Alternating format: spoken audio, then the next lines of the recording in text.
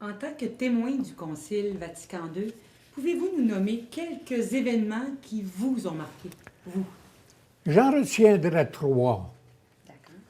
Le premier, ce sont deux phrases du discours de Jean XXIII à l'ouverture du Concile. Et je cite, « Aujourd'hui, l'épouse du Christ, l'Église, préfère recourir au remède de la miséricorde plutôt que de condamner. Elle répond mieux aux besoins de notre époque en mettant davantage en valeur les richesses de sa doctrine. » Dans les années précédant le Concile, Jean XXIII avait laissé soupçonner quelle couleur il voulait donner au Concile. En juin 59, il écrivait, quelques mois après l'annonce, « Le Concile, c'est pour faire une pause, pour rechercher dans une étude affectueuse. » Je ne sais pas si vous avez déjà dit ça, vous, que l'étude, c'est affectueux. Ça prend Jean XXIII pour dire ça. C'est une belle expression, en effet. Alors, je reprends. C'est pour faire une pause, pour rechercher dans une étude affectueuse les traits de la jeunesse la plus ardente de l'Église et pour les recomposer de manière à révéler sa force conquérante dans les esprits modernes. C'est clair, dans l'esprit Jean XXIII. Et en septembre 1962, avant le Concile, il disait « Le Concile devrait être une rencontre avec le visage de Jésus-Christ. » C'est beau, hein? Très beau. C'est du Jean XXIII. En octobre 62, juste avant l'ouverture, il disait « Notre devoir est de nous adonner avec une volonté résolue et sans aucune crainte à l'œuvre que réclame notre époque. » Et lorsqu'il résume sa pensée dans son discours d'ouverture en disant « Aujourd'hui, l'Église préfère recourir au remède de la miséricorde », il annonçait un choix précis pour l'Église. Et cette affirmation, moi, m'est apparue alors, et ça reste vrai aujourd'hui, comme un tournant historique. Parce qu'un pape, dans l'exercice le plus élevé de son autorité, entouré de ses 2500 évêques, en exercice de concile universel, proclamait la miséricorde comme la nouvelle vêture de l'Église. L'Église était invitée à manifester la validité de sa propre doctrine en renonçant aux condamnations et en refermant ainsi une longue période d'opposition rigide envers la société moderne et sa culture. Ce ne serait donc pas un concile ponctué d'anathémasites, c'est-à-dire qu'il soit anathème ceux qui ne pensent pas comme moi, l'Église. Ça ne serait pas un concile d'anathémasites comme dans les conciles précédents. Dans les 20 conciles précédents, c'était des condamnations. Jean XXIII venait de faire, je dirais, un lavage communautaire de cerveau des évêques.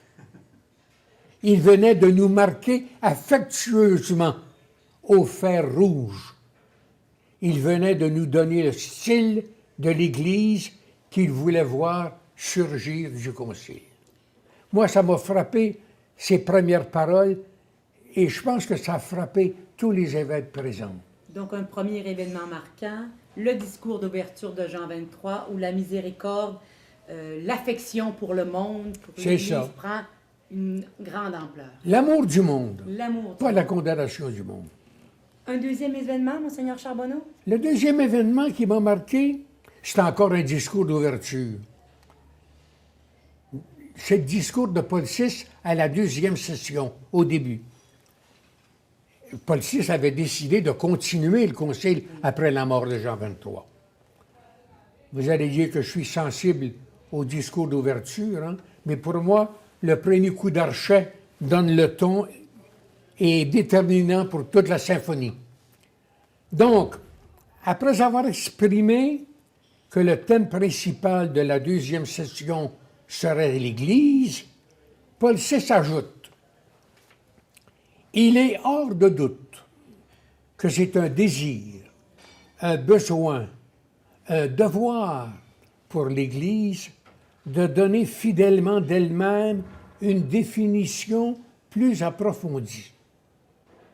Il n'y a pas à s'étonner si, après 20 siècles de christianisme, le concept authentique, profond et complet de l'Église a encore besoin d'être présenté d'une manière précise, dit Paul VI. L'Église est un mystère, c'est-à-dire une réalité imprégnée de présence divine et qui peut toujours être l'objet de nouvelles et profondes recherches. Et Paul VI continue en disant « Nous croyons qu'en ce concile œcuménique, l'esprit de vérité suscitera plus de lumière chez ceux qui représentent l'Église enseignante et inspirera une doctrine plus complète sur la nature de l'Église, de sorte que l'épouse du Christ se regardera en lui comme en un miroir et dans un sentiment de d'amour, s'efforcera de découvrir en lui sa propre forme, cette beauté qu'il veut pour elle resplendissante. » Fin de la citation. C'est aussi beau que Jean 23, hein? Oui. Quand Jean 23 parle de voir le visage de Jésus-Christ. Donc, si Jean 23 nous avait lavé le cerveau dans son discours d'ouverture, Paul VI, au début de la deuxième session, nous conditionnait drôlement avant d'entreprendre notre travail sur l'Église. Il nous disait ceci qui est important. Il nous disait que l'Église est toujours à construire. On ne porte pas l'Église comme un prêt-à-porter. Ce n'est pas définitif, la définition de l'Église. L'Église n'est pas établie une fois pour toutes. Elle est toujours en émergence.